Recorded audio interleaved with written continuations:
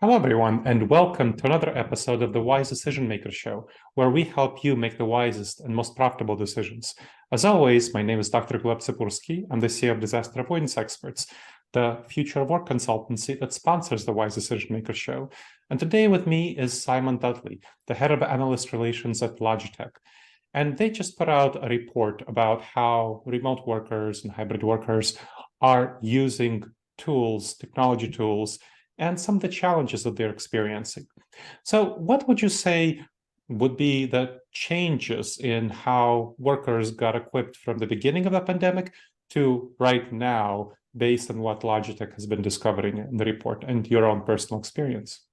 Sure. Well, good afternoon or good morning or good day, whichever it is to our audience first. So yeah, it's been interesting. When the pandemic kicked off, 2.5 years or so ago now, basically most of our clients tell us that they said to their users, grab whatever you can from the office, take it home, use it, or a bit like Robinson Crusoe, really, or there was this sense of just go and buy whatever you can get your hands on from Amazon or anywhere online and use that. And it worked okay, but I think IT departments were rather overwhelmed by the number of different things all their users went and bought.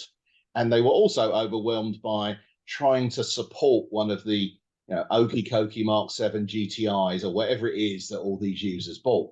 So it became a real mess. One of the things that's happened, and certainly our report talks about, is this idea that IT departments sit there and basically wait for the phone to ring for someone to complain, at which point they go and try and fix that problem. They don't have the time to be reactive to their users and explain to users what they should get. And our report seems to indicate that most users don't even know what they could do to make their life better, but they do know what they've got today isn't great.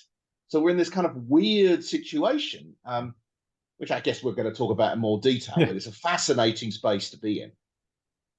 It is. Let me share with you a story. So I helped 21 organizations transition to hybrid and remote work. I want to share with you a story about one organization, and you let me know what they did right and what they did wrong, but would you recommend that they do better, and how it compares to what other organizations did. So what we did there is we surveyed users on their needs. So they figuring out kind of the future of work and what they wanted for their home office, for their technology, and users wanted a lot of different things. And what we figured is that the IT department at the Information Sciences Institute, it's about a 300-ish people research AI and cybernetic security research institute in the University of Southern California. So they did not have a huge, well-funded IT department. They had reasonably funded, and they could not really support all the different things that people wanted. So they looked at, and also they found that a number of people didn't really know what they wanted. They just wanted a nice webcam or something like that. They didn't know what was the webcam that they wanted. So what we did was we researched kind of some of the best webcams and created a standardized set of couple of webcams, one or two, kind of couple of audio devices, a lot of everything that various monitor arms, furniture that's going to be nice and ergonomic, headphones, everything that you might want for your home office, kind of a standardized set. And we told them, order either this monitor or this monitor, order this, headphones, so on. And so we created a website where they can order this, and then we shipped it to them, to their home office. And then we had somebody come over if they needed to help set up the furniture or if they needed to arrange something, connect things. So they got all this kind of basic equipment and supplies that they needed to actually manage their home office. And then because IT knew about the devices, they reviewed them, they got thorough knowledge of them, they knew they were all compatible and that they could also support all of these devices and they can fix them and replace them easily if things went awry. What do you think of that approach? When you said, it's funny, you just described it and you said, what did we get wrong? I would argue not very much, actually. And you were way ahead of most organizations. Most organizations we spoke to were scrambling, right? Their own IT departments weren't in the office either. Most of these folks didn't have a lot of experience with this technology. And so I think what you did was excellent. A couple of sort of pointers, though. The first one would be that not all the requirements of all the users are either the same nor obvious. Sure. It's very interesting. Our own report points out that many people find that, for example, the webcam in their laptop is a good example. They may think it's perfectly acceptable. And remember, they don't get to see themselves very much. I know. It's the far end that gets to benefit from your investment. But then they find out that it's not even about the camera necessarily, but it's also about the camera angle, right? If I'm staring down, I'm at that age where having the camera beneath my chin, for example, is rarely flattering. It's rarely flattering for most of us, but it's really very not flattering when you're kind of, mid-50s and put on a few pounds. So I think that part of the problem with such an approach can be, and I'm certainly not suggesting that you did this, but that you ask your users what they want. Well, our own report suggests that lots of users have had no idea what they want. We talk, for example, I'll give you an example.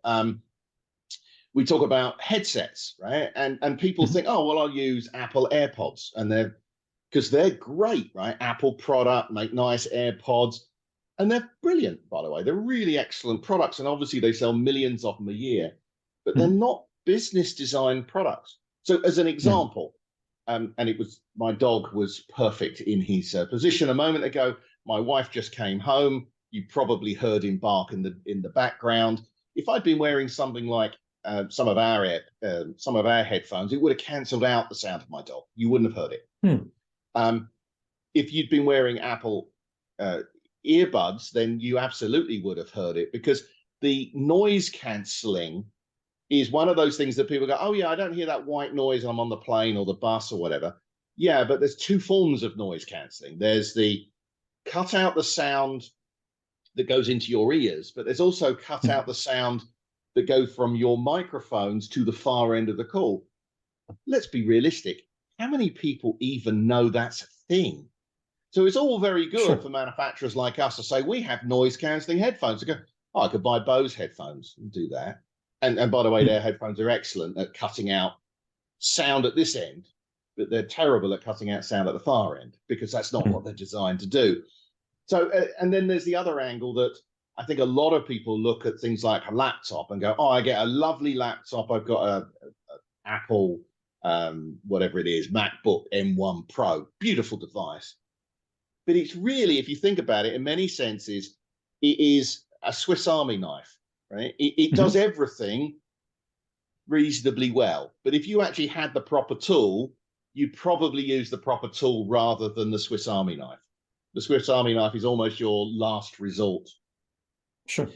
And the other thing that we've been thinking about, and it's a kind of an interesting angle, is that things like a laptop, which is what most of us have when we're working from home, is really designed as a compute device, where increasingly we're living in a world where actually your computer is less focused on being a compute device and more focused, particularly post-pandemic or during the pandemic, as a communications device. That makes and they sense. weren't particularly designed for that. They're okay at it, but they don't produce the quality of experience of a high-end webcam or high-quality headphones. The speakers are designed to help you listen to music rather than to do a video call on, for example. So, yeah, we've noticed lots of different changes. I do want to say, for the record, though, I think you did a great job and way better than most.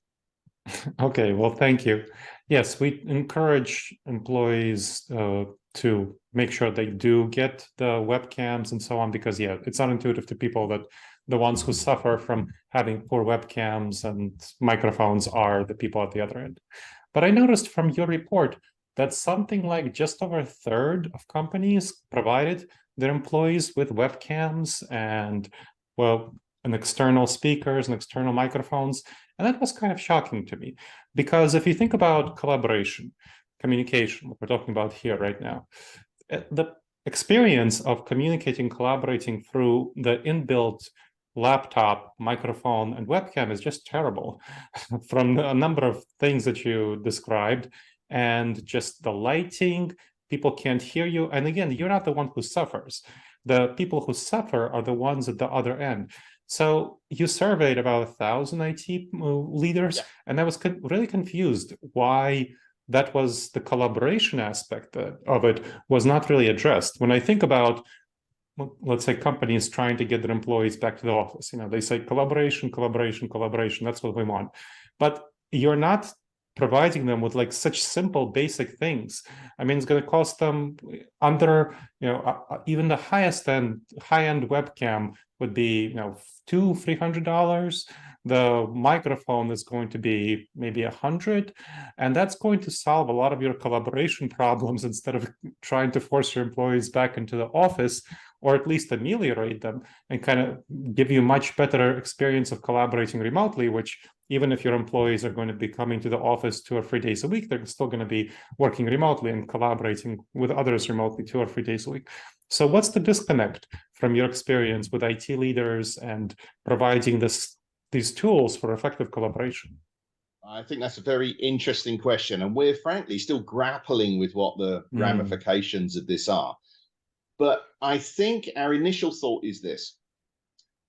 And by the way, for your viewers who are watching this, please do not take offense at what I'm about to say. But a lot of IT departments honestly go to work to do what they can to support pain problems, right?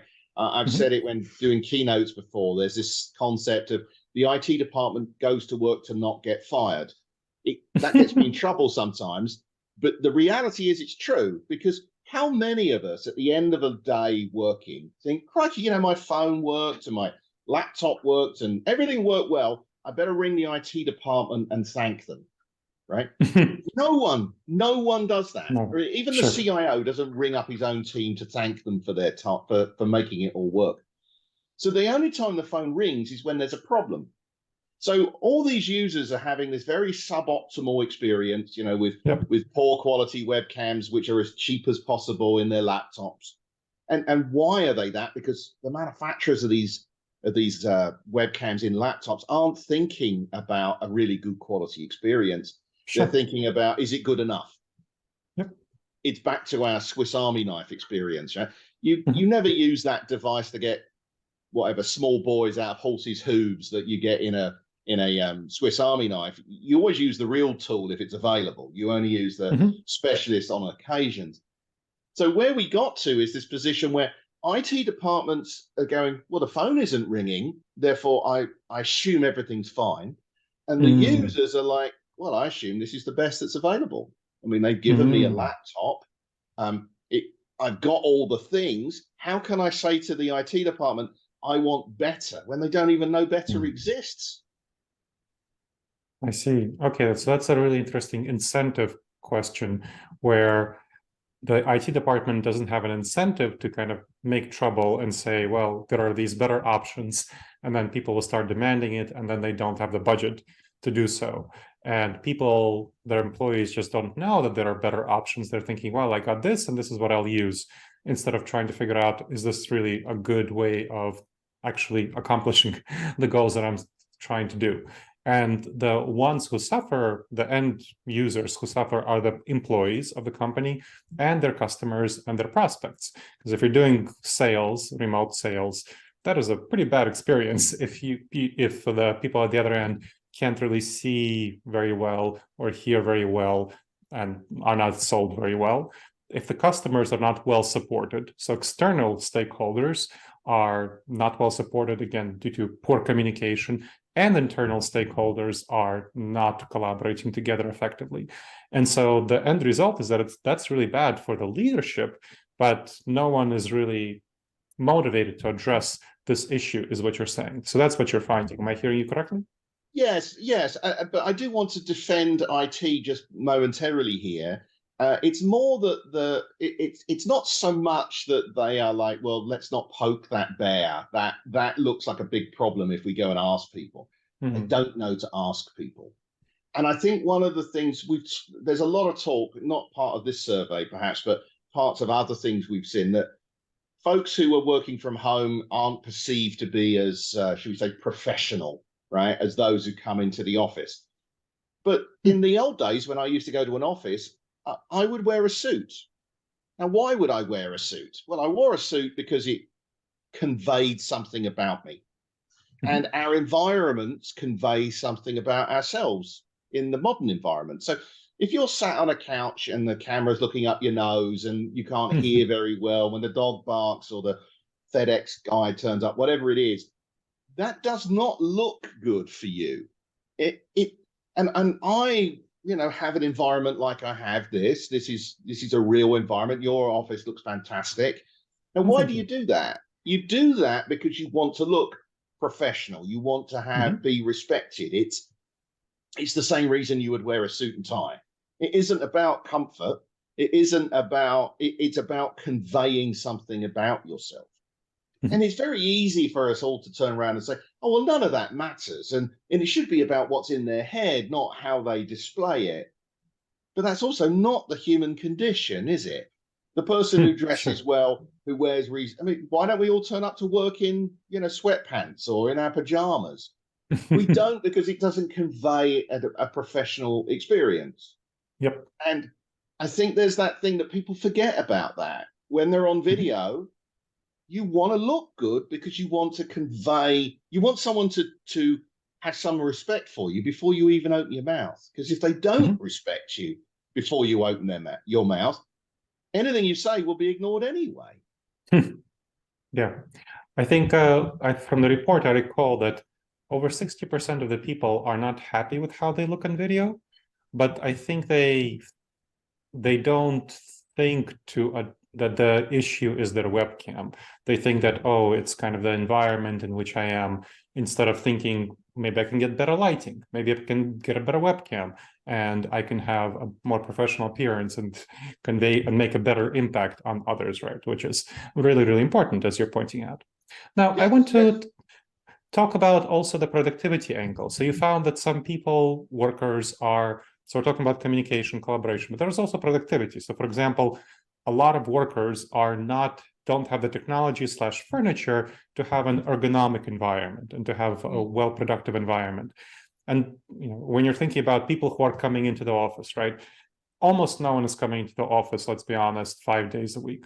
And it's going to be 2-3 days a week if they're coming into the office. So you're still having about half of your work done in the home office. You're communicating, collaborating somewhat, but you're definitely doing your deep work, your individual work in the home office. So productivity is incredibly important.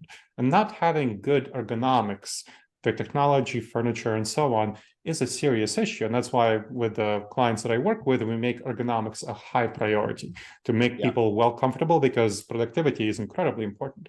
So tell me a little bit more about why that's not such a priority from the perspective of IT departments that you've surveyed. Well, that's an interesting question. So I don't think that most IT departments think about it. Things like good ergonomics, good desk chair relationships, good lighting and environment, those sorts of things, those have, in an office environment, typically been run by facilities and HR. IT will then provide the computer that will go on the desk, but they don't set up the lighting, the plants, the air quality, the chairs that you sit in. IT does not have a point of view on things like, you know, do you have a nice Herman Miller chair or not? That's not their problem. And so they don't even think about it. Do you have a keyboard? Yes. Right. Well, I have the keyboard on my laptop, but of course, by its nature, it's a tiny keyboard because it has to be to fit on my laptop. And if you're using it for a couple of hours a week on an aeroplane or you know, in a coffee shop, it's fine. When you're using your entire day bent over looking at a 13-inch display with a cramped little keyboard, and you're using the trackpad on your computer, that actually has, not only does it make people less productive, but actually it's going to have some very important long-term healthcare issues for lots of people. The number of RSI, back problems, eye strain issues that users are beginning to exhibit is going to become a real problem. And not only is that bad for the productivity of those users, but it's also extremely bad for the company when lots and lots of people start coming off sick with things like backache and eye strain and RSI and all those things. No, it's a serious issue, and I saw from the report that it's not simply the furniture and potted plants. Less than about two-fifths of the companies provided an external docking port, and only about half provide external monitors. Maybe something like two-thirds, like three-fifths provide a mouse. I mean, these are super duper basic things that are in the technology that are in the IT department sphere that aren't being provided. I mean, for the clients that I work with, we provided things like monitor arms and supports for webcams that you can have like a webcam stand and so on. These are all ergonomic issues that are quite important. And so I would say that the IT department does have an important role to play that there currently seems like a number of IT departments aren't playing. But you're also pointing out that the facilities, it seems like the IT and facilities aren't playing well together when they should be. So there should be some kind of combination and collaboration between IT and facilities that is currently not happening.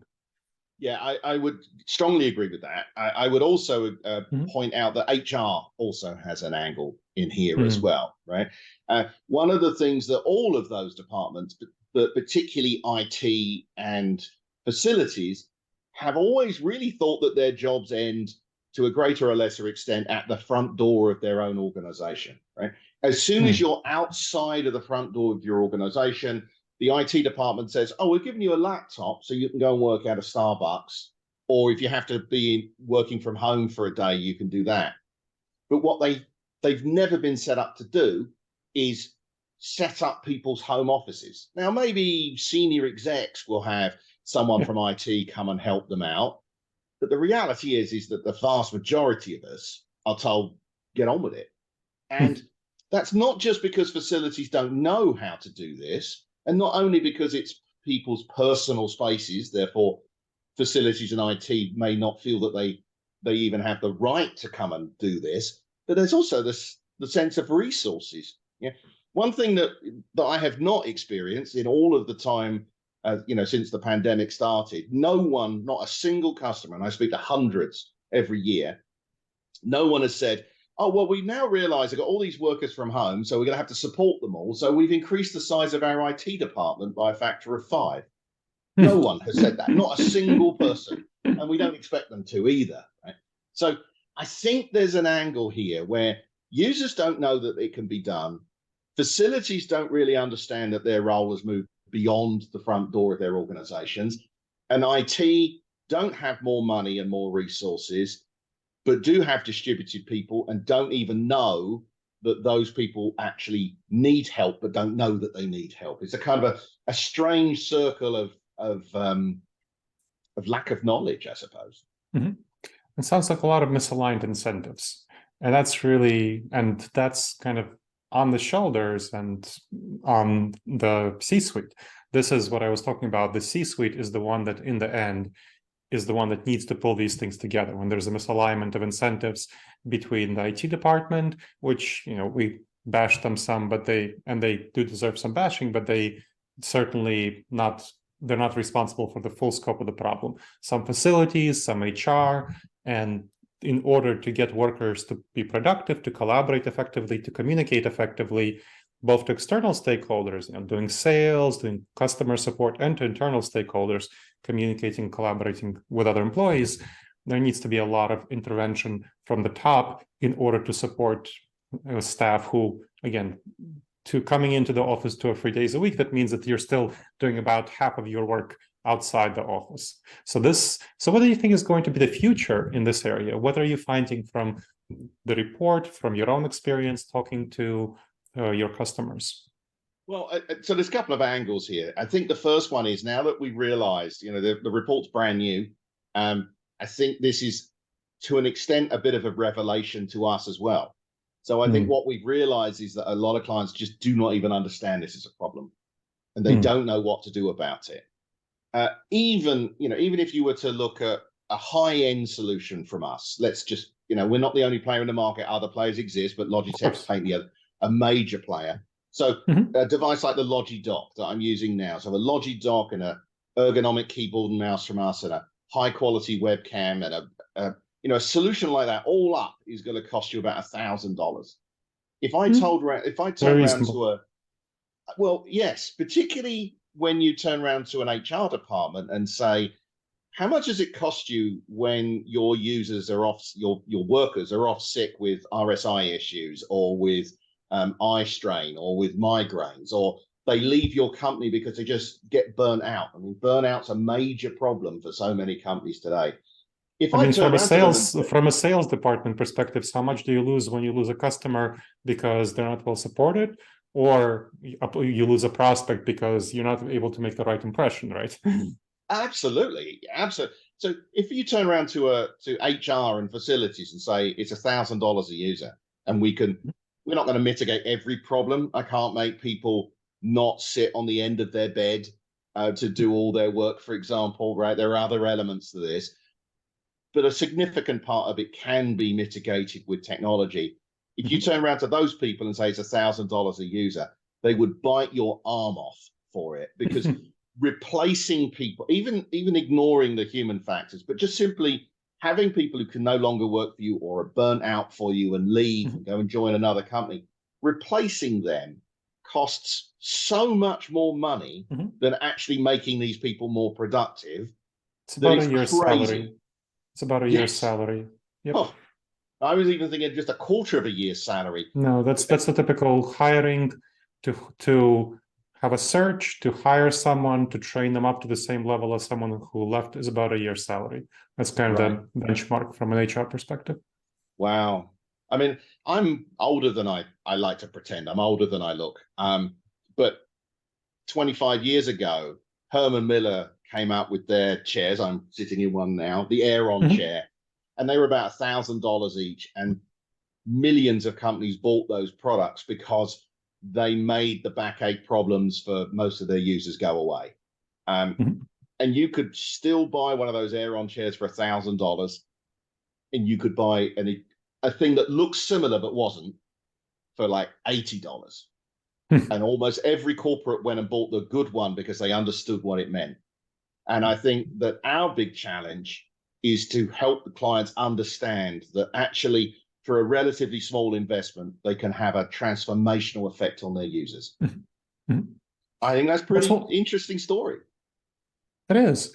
I think one of the reasons that the clients I work with, we got a standardized package for our users is because we made sure they're all compatible and supportable by IT. So I think that's really important. Compatibility is obviously, if you have a Logitech and everything from Logitech, it'll be all supported. I mean, I'm not saying if you get from Logitech, you can go to another player in the company and get everything from them, right? Another player in the industry. But the idea is that you want it to be compatible and you want it to be also well supported by IT. So whatever your IT specializes in, that's what you want for your customers. I mean, that's definitely something that is very helpful. I would add to that and say one of the things that most of us now do is live in a series of different streaming technologies, right? So, we have a platform, whether it's Microsoft Teams or it's Zoom or it's Google or whatever. So I would recommend that users look, and IT departments look, for products that are certified with those brands. Yeah. Does it mean the quality of the experience is better? Actually, sometimes yes, but primarily, often you can't really tell the difference. But what you can do is when you ring up for support and you ring up Microsoft or you ring up Zoom or you ring up Google and they say, what are you using? And you tell them, and that device is certified, that's going to make your support problems 10 times easier than if you're running the Okie Kokie Mark 7 GTI. Yeah, no, very true. You want it to be compatible. You want it to be easily one-click, especially if you're in a hybrid meeting. That's a lot of work to set up. Yes. Now, is there anything else we haven't talked about? Anything else you wish to share about this report before we wrap up? I think that the biggest amazing thing to me about this report was that it's not about that the technology doesn't exist, and it's not even about IT departments not being prepared to invest. It's about IT departments looking at the world and saying, we have done our job, no one is complaining. And it is about users not knowing what is available. And I think that the third leg to the stool here is IT facilities and the users understanding that they're all in it together, and they need to work out and do some research to work out what actually matters. You know, if you turn around to most facilities managers 5 years, 3 years ago, and you said, where does your responsibility end? I think the vast majority would have said the front door of the building. And it isn't that anymore. And I think that their involvement will make a real transformation to this. That makes a lot of sense. Where should listeners go to learn more about you, about Logitech products? Where would you direct them? Sure. Well, obviously we can give you a link, but the best place to find me is on LinkedIn. Just look for Simon Dudley at Logitech, and logitech.com is probably the best place to start your journey to look at our business to business products. We recently reorganized so that all of our business products are under one roof now internally. And so our narrative is very much about the entire experience. And then the last bit, I suppose I will say, is one thing that people don't realize that Logitech is very big in is not just the personal experiences, but also for when you are dialing into those meeting rooms. We're actually the largest provider of video solutions in meeting room environments, as well as a personal.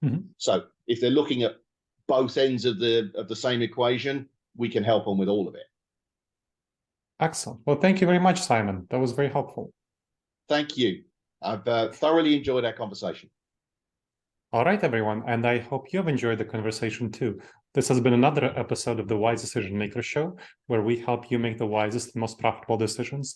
Please make sure to subscribe to the Wise Decision Maker Show on whichever venue you chose to listen to us and to watch us, and make sure to leave a review to help other people discover the show and to help us improve the show. I look forward to seeing you in the next episode of the Wise Decision Maker Show. In the meantime, the wisest, most profitable decisions to you, my friends.